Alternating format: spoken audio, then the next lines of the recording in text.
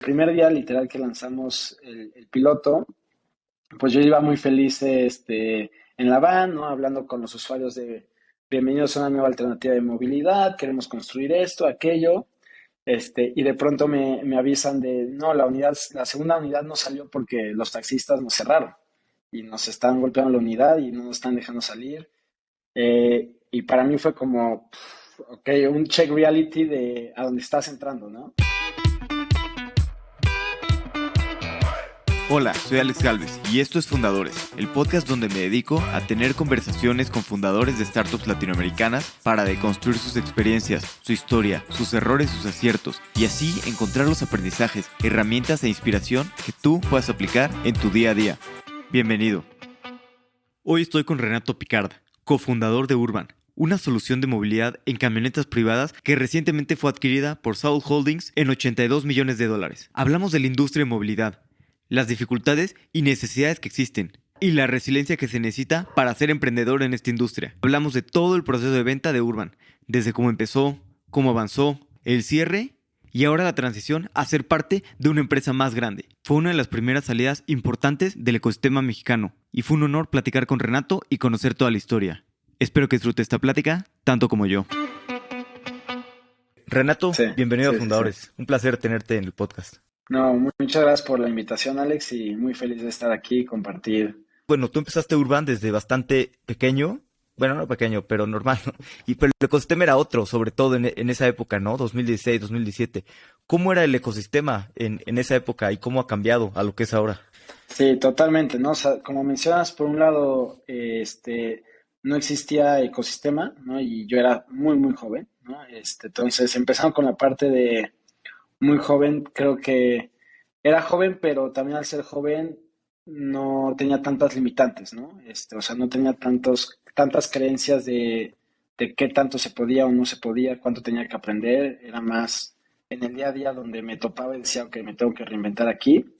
Y pues sí, el ecosistema era totalmente distinto, ¿no? O sea, había muy pocos fondos, la narrativa, los tiempos que se tomaban eran totalmente distintos, ¿no? O sea, en esos momentos los pocos fondos que habían pues tenían el poder de negociación mucho más fuerte, y pues tú buscabas y tratabas y era un proceso mucho más largo, ¿no? O sea, crear como FOMO con los fondos era mucho más complejo porque hacer un ecosistema tan chico pues todo se comunicaba, pero bueno, creo que fue el contexto que nos tocó Y después, ¿cómo, y cómo pues así decidieron arrancamos. arrancar Urban? Que la verdad es que es un problema pues grande, pero también complicado, ¿no? Cuestiones de movilidad son siempre bastante difíciles y también algo que es muy específico en Latinoamérica, ¿no? Un fondo en Estados Unidos pues no lo entendería, ¿no? Es un problema pues muy latinoamericano. Totalmente.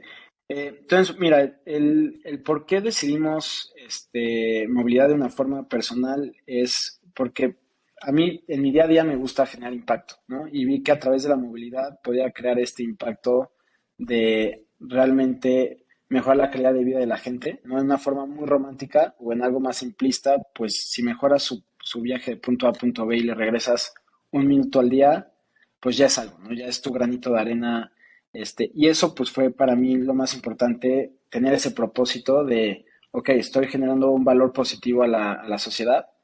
Y como mencionas, bueno, México y Latinoamérica pues le falta muchísimo eso, ¿no? Y creo que en algún momento siempre me estaba quejando del tráfico y de repente yo tenía mi coche y me quejaba y fue como, a ver, si te quejas eres parte del problema, entonces, ¿qué tienes que hacer para ser parte de la solución, ¿no? Y también fue un poquito de eso, combinado también a que había ya una empresa en India que se llama Shuttle, que ya estaba haciendo esto, que estaba creciendo, entonces hicimos también un poco de copycat y decir, ok, ya existe algo por el estilo, con High Capacity Vehicles, vamos a tropicalizarlo, y así empezamos con 5 unidades y con como mini business plan para ver si había product Sí, market yo me fit. acuerdo que estaba platicando con tu cofundador alguna vez y yo muy iluso, porque le pregunté, me gustó mucho la idea de lo que están haciendo y muy iluso le pregunté de sus primeras rutas y me dijo que eran a Santa Fe, Iztapalapa a Santa Fe. Y yo, bueno, le pregunté como, ¿y hay mucha demanda? Y me acuerdo perfecto la cara que me puso de que muchísima, o sea, no te imaginas, Y claro, ¿no? Yo muy Dígame. iluso y pues después lo pensaba y es como, pues es obvio, ¿no? Esta ruta es bastante necesitada.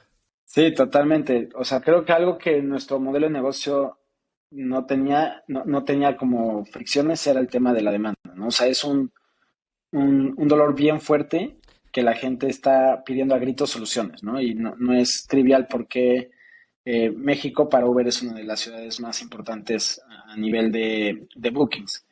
Este, y creo que nosotros, cuando lanzamos en Santa Fe, fue mucho también como identificar un mercado controlado que sabemos que le dolía todavía más, ¿no?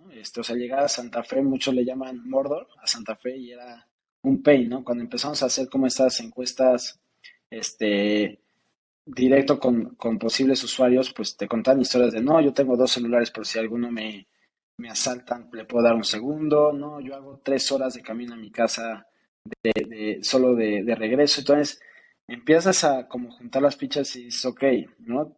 Yo desde mi perspectiva estoy viviendo una burbuja que el problema es mucho más grande de lo que yo creí, ¿no? Y fue ahí donde realmente al inicio pues nos faltaba oferta, ¿no? O sea, las zonas estaban llenas, llenas, llenas y justo fue un poquito de los hack pros que tuvimos que identificar para poder Sí, y bueno, escalar. además es complicado, ¿no? Ustedes desde el principio, pues les tocó fuerte, ¿no? Desde el principio los taxistas, casi día uno, pues ya lo estaban, pues ya tenían conflicto, ¿no? Con los taxistas. Cómo fue esto? Y te acuerdas un poco el sentimiento de tú empezando a emprender, todas las ganas, todo Sí. feliz y de repente el primer madrazo, ¿no?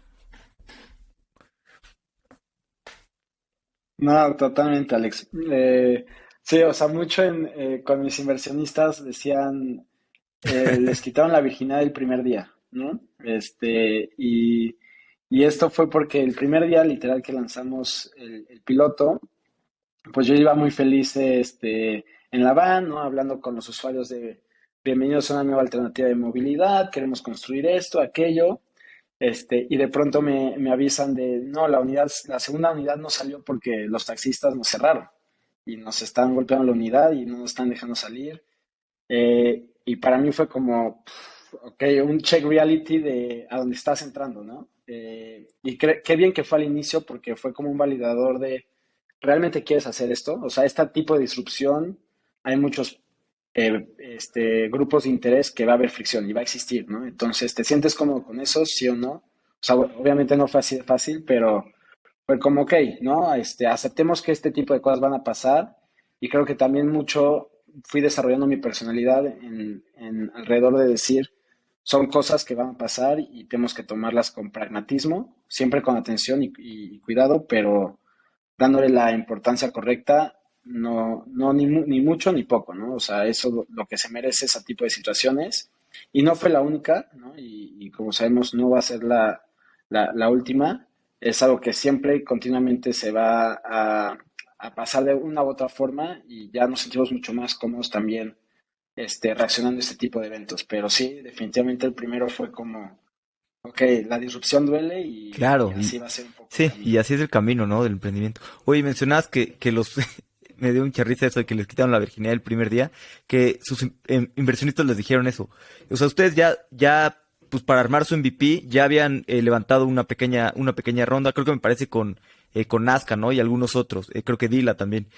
Em, pues, ¿cómo fue? ¿Qué Correcto. opinas tú de tener a los partners adecuados? ¿Cómo fue para ustedes conseguir el capital y el camino que han tenido la relación con sus inversionistas?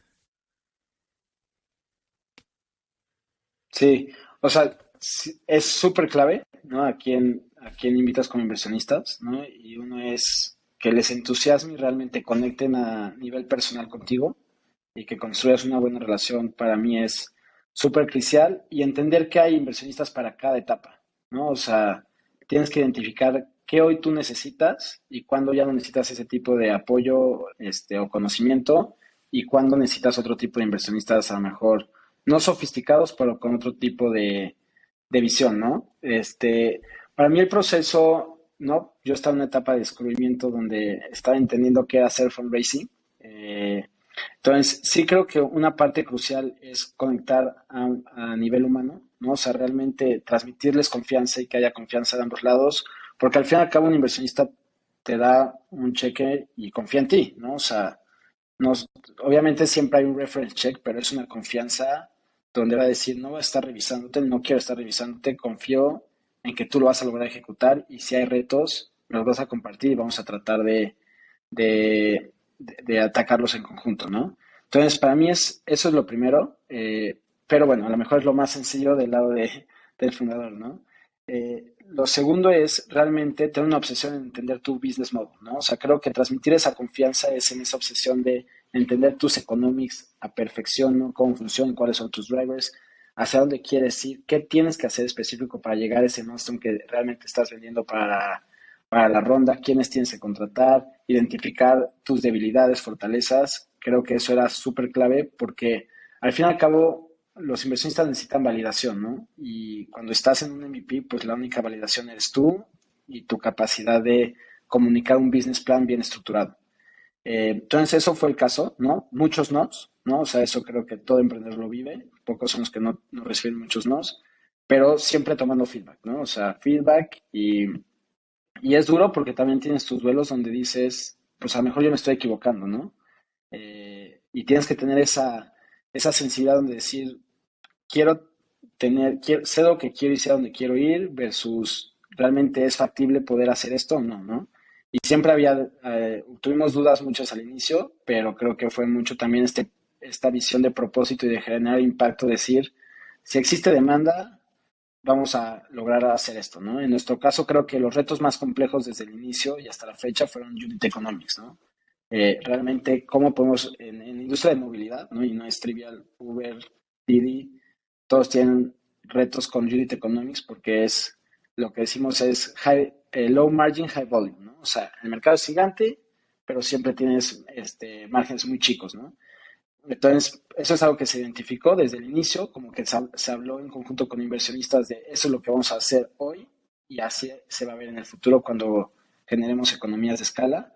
Y bueno, creo que hoy se validó todos esos supuestos que se platicaron en el inicio, ¿no? ¿Por qué? Porque es normal tener supuestos, ¿no? Ningún inversionista espera que sepas todo, ¿no? Hay cosas que sabes que ya las validaste, hay cosas que las validarás en los siguientes años y Sí, sucesivamente. claro, y los unit economics son claves en la industria, ¿no? Sobre todo también, bueno, márgenes apretados y también compitiendo pues con camiones, ¿no? Que digo, es una experiencia diferente, pero es un precio muy barato.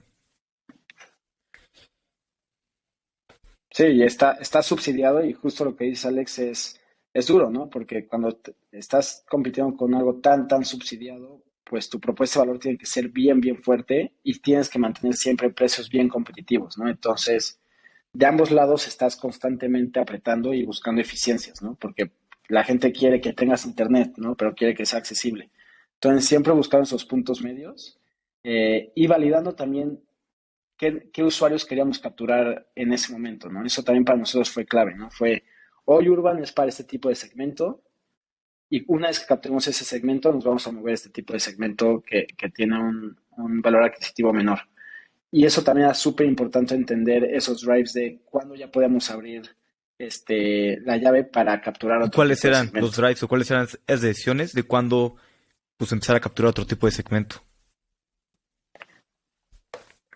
Mira, nosotros al fin y al cabo lo que entendimos de nuestro negocio es que nuestro producto es la red de transporte, ¿no? No es el transporte per se, es nuestra capacidad de generar cobertura en la ciudad y que sea accesible, conveniente, es lo que hace que nuestro producto sea mucho más fuerte.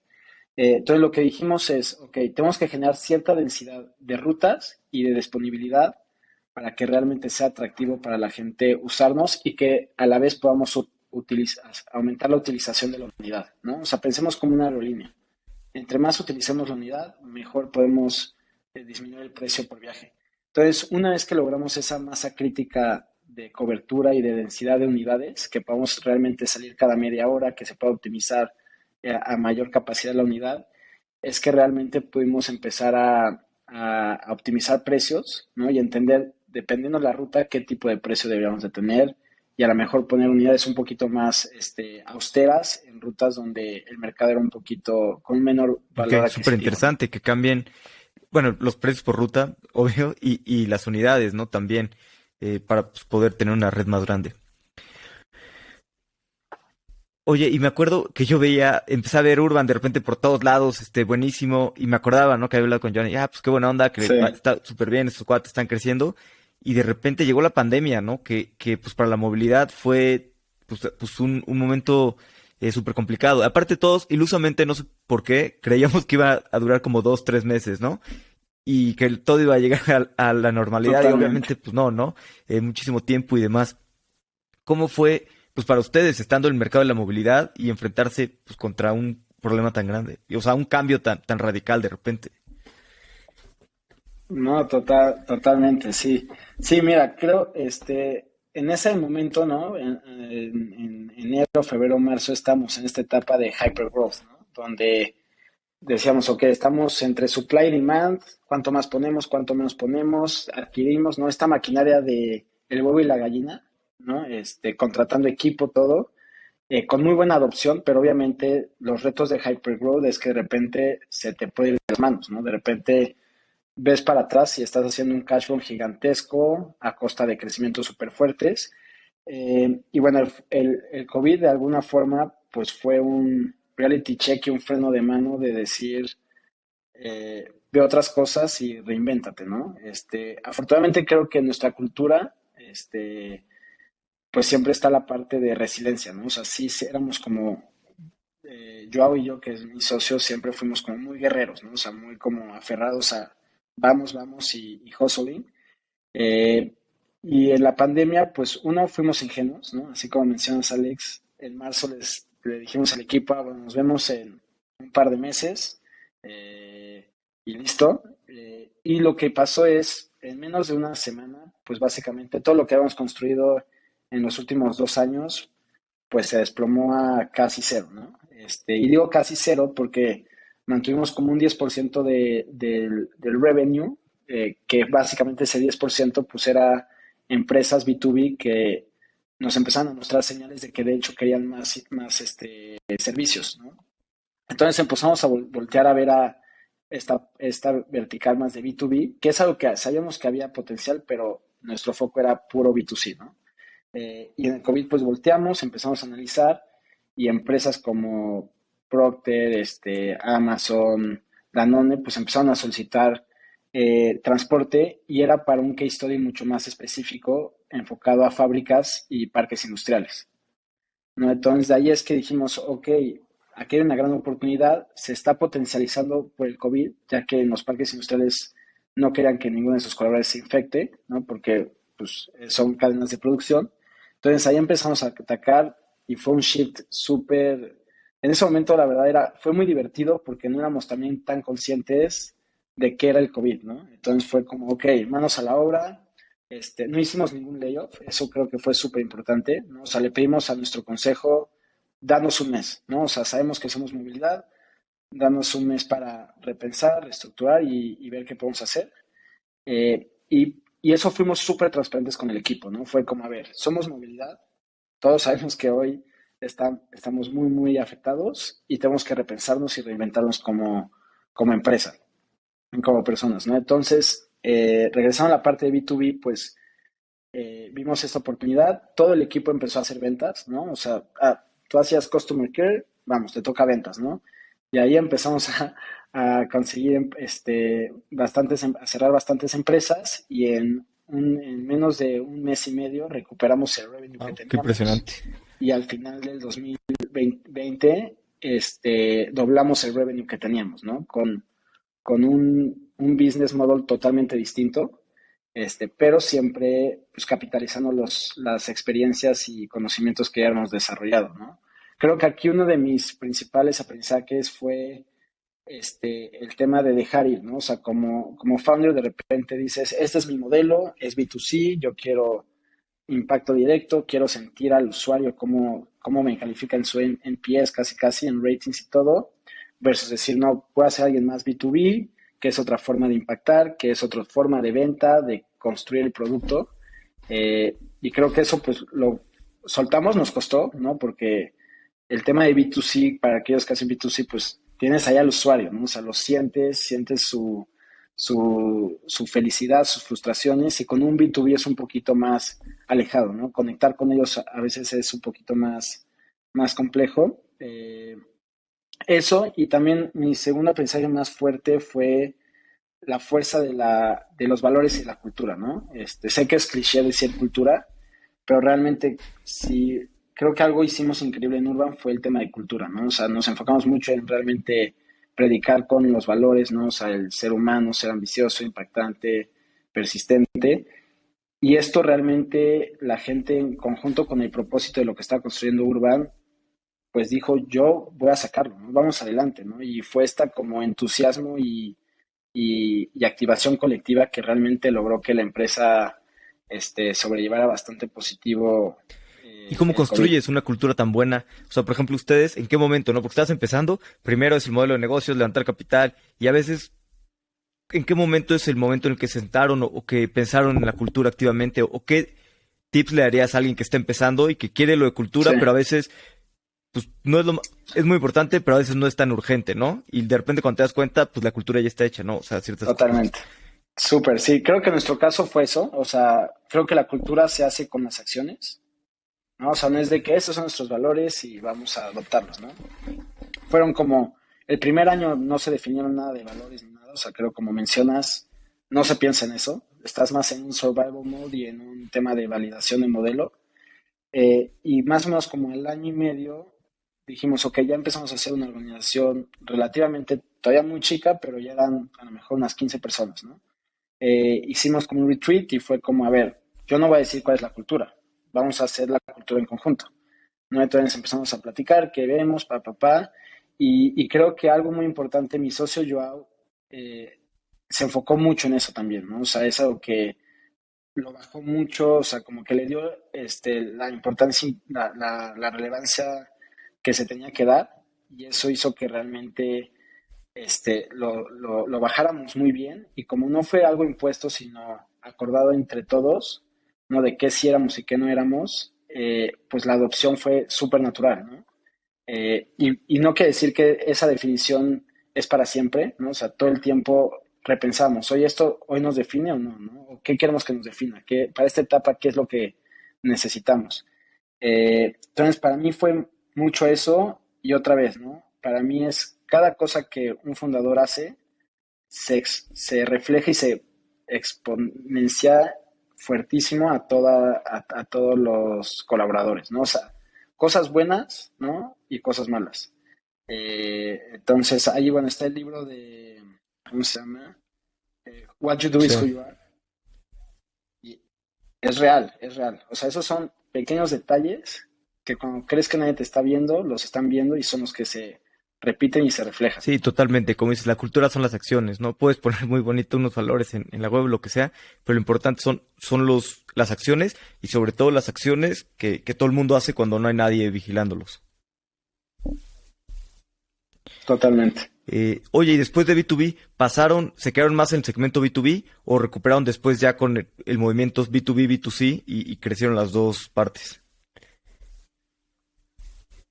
Entonces, B2B hoy sigue siendo nuestro core, ¿no? O sea, sí fue un shift totalmente a lo que teníamos pre-COVID.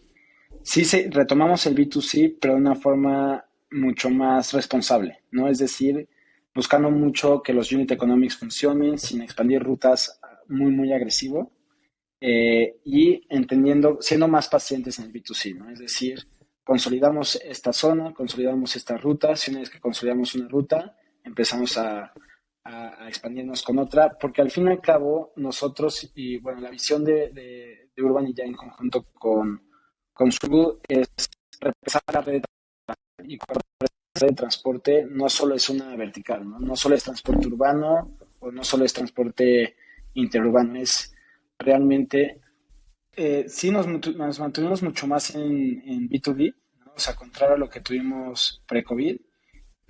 Y bueno, sí retomamos parte del B2C, pero de una forma mucho más responsable y consciente en cuanto a los unit economics, ¿no? O sea, no quisimos ya hacer este hyper-growth agresivo, ¿no? O sea, nuestra tesis es al fin y al cabo, el B2B da márgenes desde el día uno positivos y esto ayuda a subsidiar el crecimiento de las verticales de B2C, ¿no? Y al fin y al cabo aquí, Alex, lo que queremos construir mucho en Urban y en conjunto con Shul es una red de transporte inteligente, ¿no? Y cuando decimos esto, pues no solo tenemos que ver el transporte urbano o el interurbano o el transporte personal como un ente solo. Es realmente cómo podemos hacer cross-utilization, ¿no? O sea, usar las unidades en diferentes tipos de verticales para que se complementen y sea mucho más beneficioso tanto para la parte de la oferta como para la demanda, ¿no? Y para que lo tengas, sea mucho más claro, a lo mejor entre semanas se mueven más gente de transporte urbano, ¿no? De Polanco a Santa Fe, de Iztapalapa a Polanco, etc.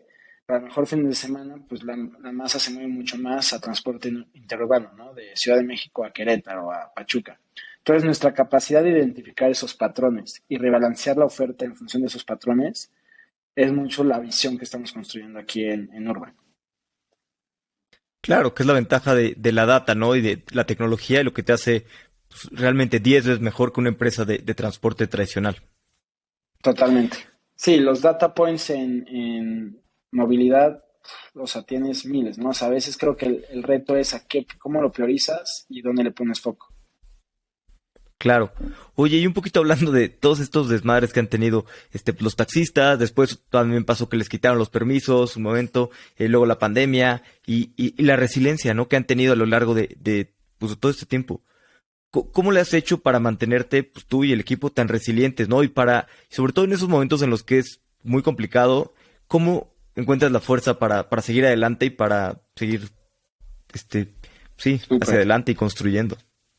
Sí. O sea, creo que una parte es lo que mencioné al inicio, ¿no? Que para mí fue un check reality decir, ok, ¿realmente quieres esto? ¿No? Y entendiendo que estaba joven, ¿no? Que no tenía estas creencias de cuáles eran mis límites, ¿no? Que solo iba y tenía como esta hambre de construir y crear valor, ¿no? Entonces, uno es realmente ser honesto de qué tú quieres, ¿no? Y ese qué quieres, pues puede ir cambiando, ¿no? Y se vale ir transicionando en lo que tú quieres. Y para mí fue mucho, cada vez que pasaba un tipo de incidencia es, ¿por qué estás aquí, no? O sea, realmente, ¿qué es lo que te mueve?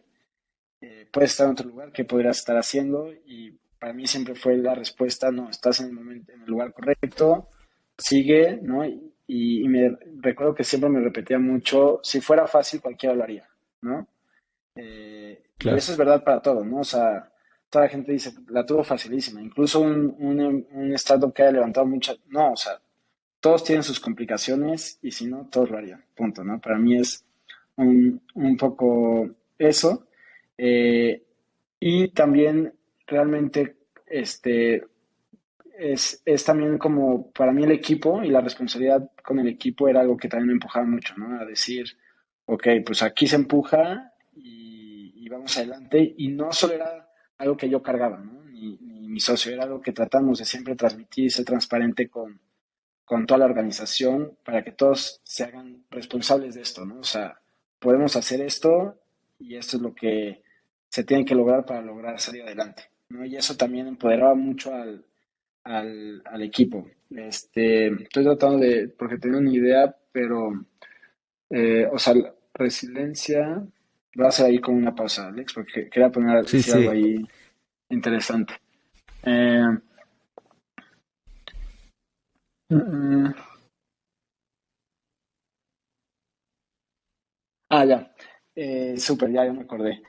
Creo que dos cosas adicionales que para mí fueron muy importantes para esta parte de resiliencia y seguir adelante es, uno, divertirte, ¿no? O sea, en el sentido de aquí nadie está en este mundo para pasarla mal, ¿no? O sea, siempre es buscar la forma siempre hay una forma positiva y como emprendedores se nos hace más fácil hacerlo.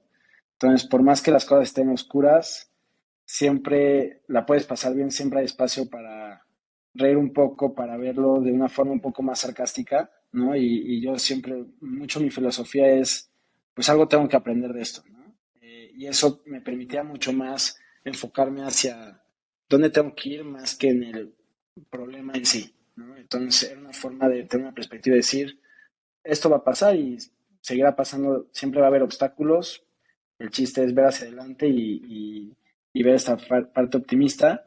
Y finalmente también, y esto no, yo no lo craqueé también, no creo que me fui un poquito más extremista, pero no tomarte las cosas tan en serio, ¿no? Yo creo que eso también fue una lección de joven, bueno, cuando tenía como de 12 a 15 jugaba mucho tenis, y llegó un punto donde me lo tomé muy en serio, ¿no? Y dejé de disfrutarlo. Entonces creo que si algo me dejó esa experiencia fue, a veces tienes que tomarlo como es y no empoderar algo tanto como algo tan grande, ¿no? Y eso también, cada vez que pasaban cosas era, pues a ver, shit happens y es lo que es y darle el lugar que es ese contexto y esa situación, ¿no? Y seguir adelante. Para mí creo que fue mucho eso, ¿no?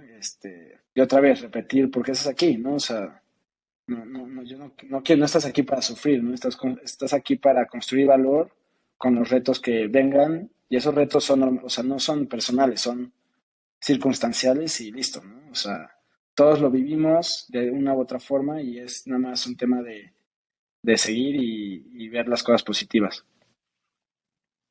Totalmente. Y qué importante es divertirse, ¿no? O sea, pero tienes razón, ¿no? Pues tenemos muy poco tiempo en esta tierra y, y pues es importante, digo, las cosas son difíciles, fáciles como sean, hay que obviamente emprender es muy difícil, pues hay que disfrutarlo, ¿no? Pues tú lo elegiste y como dices, si fuera fácil, cualquiera lo haría.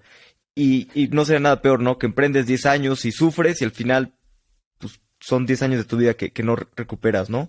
El camino Sí. es complicado y más vale disfrutarlo. Sí, de ahí, Alex, yo también creo que es algo que cualquier emprendedor viene a su mente de qué si fallo, todo el tiempo perdido, todo lo que sacrifiqué, y creo que esa forma de verlo no es la correcta, ¿no? O sea, no te llega a ningún lado, es más cómo me reinventé como persona con esto, cómo estoy listo para lo siguiente con esto. Y a ver, no digo que a mí también me pasa por la cabeza muchas veces eso, ¿no? Y es totalmente humano y natural.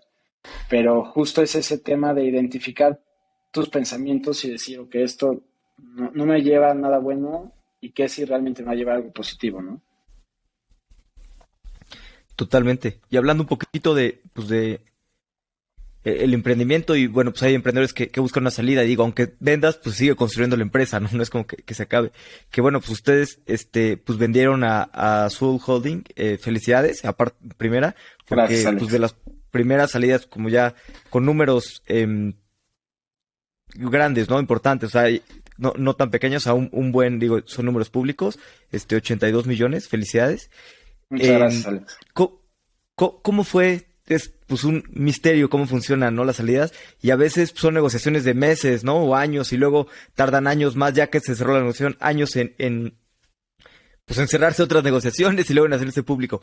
¿Cómo fue que empezaron a hablar con ellos? O sea, ¿cómo fue este primer acercamiento y cómo fue naciendo todo, pues toda la venta?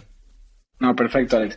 Antes de entrar como a detalle, creo que algo que también uno de mis aprendizajes que me encantaría compartir es cuando se emprendan y tengan su idea, ¿no? Y que estén enamorados de su idea, piensen su idea para 10 años, ¿no? O sea, y no piensen ni para vender, o sea, piensen realmente a largo plazo, y digo a lo mejor 10 años o 15 o 20, ¿no? O sea, pero esa capacidad de realmente pensar en 10, 20 años te da una perspectiva de cómo priorizas y qué decisiones tomas en el hoy para llegar allá, ¿no? Entonces, es algo que en ese momento yo no lo vi en Urban, ¿no? O sea, yo pensaba en Urban 5 años y sí, haciendo retrospectiva, decisiones que se tomaron no fueron las más correctas, pensar en una visión más ambiciosa y a largo plazo, ¿no?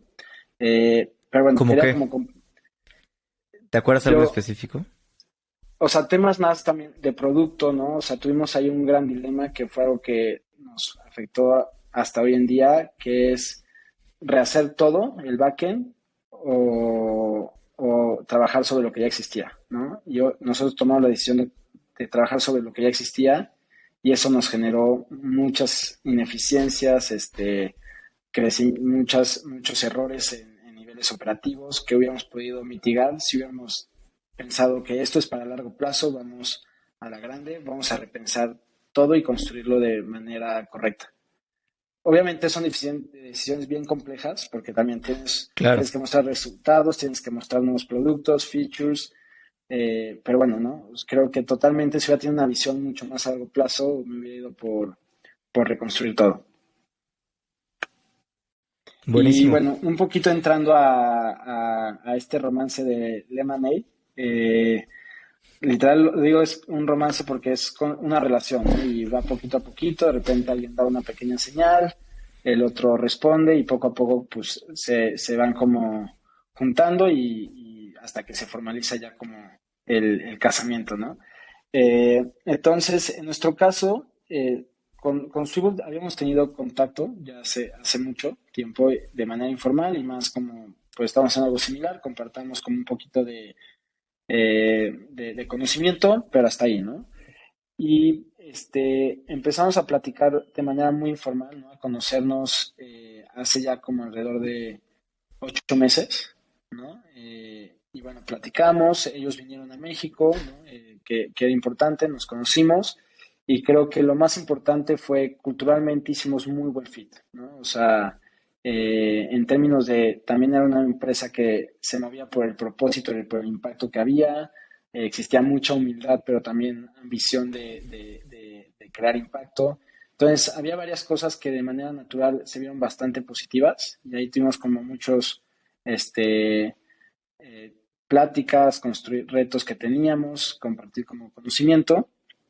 Y ya bueno, ellos regresaron y las conversaciones empezaron ya un poquito más formales. Nosotros decidimos también ir a Dubái, a Egipto, que Swiggle es originario de allí. Y para nosotros era importante conocer más del equipo porque una cosa es conocer el frontline como el leadership team y otra es ya realmente conocer qué había detrás, ¿no? Entonces, lo primero fueron súper transparentes, o sea, nos dejaron conocer a quien sea, hablar con quien sea, compartieron bastante conocimiento, entonces, en general, fue bastante positiva esa experiencia y poco a poco, pues, con ese tipo de señales, pues, ambos lados van diciendo, ok, creo que hay interés de ambos lados, creo que hace sentido hablar un poquito más formal en cuanto a un M&A. Y poco a poco en enero, febrero y marzo ellos están haciendo su DISPAC. Entonces ahí empezamos ya realmente a formalizar. Y como dices, pues es una etapa también bien dura, ¿no? ¿Por qué? Porque pues al fin y al cabo un M&A tienes mucha incertidumbre, ¿no? De qué pueda pasar. Y hay momentos que tú tienes que dejar tu opción B o C afuera para ir adelante con tu opción A, ¿no? Y ese Eso es lo momento, que te iba a decir. sí. Ja, sí, justo. Ese momento, tú dime. No, buenísimo, Ale. Porque dejas de buscar levantar capital para ya ir con el M&A y entonces pues, se te acaban las opciones y el estrés y todo, o sea, nada más puedo imaginármelo. No, totalmente. Creo que reconocí una parte de mí que no conocía, ¿no? De un punto de estrés porque mi personalidad es mucho, pues soy frío y pragmático en las situaciones difíciles, ¿no? Pero aquí creo que conocí un Renato con una ansiedad y un pico de incertidumbre muy, muy fuerte. Y como decía, pues vas tomando decisiones y vas diciendo que esta queda fuera, no un levantamiento de serie B, porque puedes tener opcionalidad siempre, pero llegan momentos donde ya tienes que realmente tomar esa decisión, ¿no? Y cuando tomas esas decisiones, pues la otra decisión queda fuera o es muy difícil recuperarla. Entonces, en nuestro caso, pues fue esos momentos de decir, ok, realmente si queremos, hace sentido con el consejo. eh, hace sentido la sinergia, vamos a generar más valor en conjunto, ¿no? Culturalmente hace sentido. Nosotros como founders nos sentíamos bastante cómodos y es algo que también agradezco mucho a mi consejo, que nos dio la libertad de nosotros decir queremos tomar este camino y no nos cuestionó. Y eso creo que es lo que mencionas al inicio de realmente tener un vínculo con tu consejo de manera humana, ¿no? Individual, de respetar ese tipo de decisiones y respetarte como founder. Y fue un proceso que, pues, entre que nos conocimos a que se cerró, más o menos fueron 8 meses, ¿no? Entonces, ya se imaginarán, los últimos 3 meses los mercados se fueron muy abajo.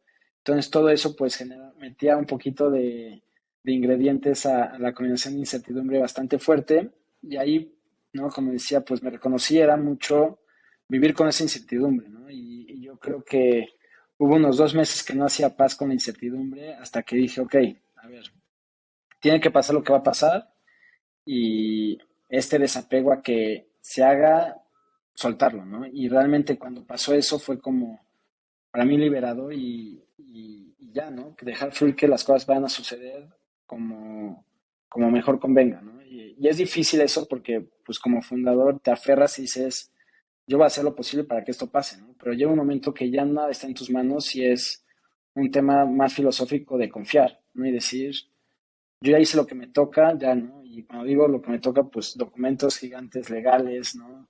Estirar floja, ¿no? Y todo. Y es también muy interesante este proceso porque es un tema donde qué cartas usas, ¿no? ¿Qué cosas vas a negociar? Qué tan fuerte te mantienes en ciertas posturas, ¿no? Por eso digo que es como una relación, porque al fin y al cabo, pues yo doy, recibo, que a ver qué intercambio vamos a dar, y al fin y al cabo quieres que las dos partes estén felices, ¿no? Y buscar ese punto medio, pues siempre es complejo porque normalmente hay alguien que va a perder un poquito más, ¿no? Y trabajar esa narrativa durante mucho tiempo para que eso funcione, pues es complejo, pero también fue súper rectificante y súper divertido en general, ¿no? O sea, nunca lo había vivido y ya dando retrospectiva fue mucha incertidumbre, pero también se aprendió muchísimo, desarrollé muchas habilidades que no tenía. Entonces, en general, bueno, aprendizajes que yo compartiría es traten de siempre stick con las opciones B y C lo más que puedan, ¿no? O sea, estirar hasta que ya no se pueda. Sean pacientes y no se idealicen del M&A, ¿no? O sea, creo que nosotros nos emocionamos y eso perdimos perspectiva de lo que era importante en el negocio, ¿no? Y eso combinado con incertidumbre, pues de repente dejas muy vulnerable a la empresa. Entonces, creo que uno de mis aprendizajes es el M&A está al lado, pero el foco está en ejecución y en lo que agrega valor a tu compañía, ¿no? Y tener esa capacidad de decir, seguimos aquí como caballos adelante, y podemos trabajar con eso teniendo el M&A al lado, es lo mejor, pero bueno, siempre es bien complejo porque pues hay emociones en medio, ¿no? Sí, qué complicado no distraerte, ¿no? Porque pues, obviamente el M&A son atractivos, sexy, first time founders, son números grandes, o sea, es difícil no distraerte. Y Total. como dices, además se cayó el mercado, cambió mucho el mercado estos últimos meses. Yo supe de algunos M&As que se cayeron, ¿no? Ya había firmado cartas de intención, están en due diligence, ya han pasado los due diligence y al final se cayeron, ¿no? Con la incertidumbre. Sí, creo que ese era el pensamiento que tenía todos los días que me despertaba, ¿qué podría pasar? Y justo, la clave fue hacer las paces con eso, o sea, otra vez, ¿no?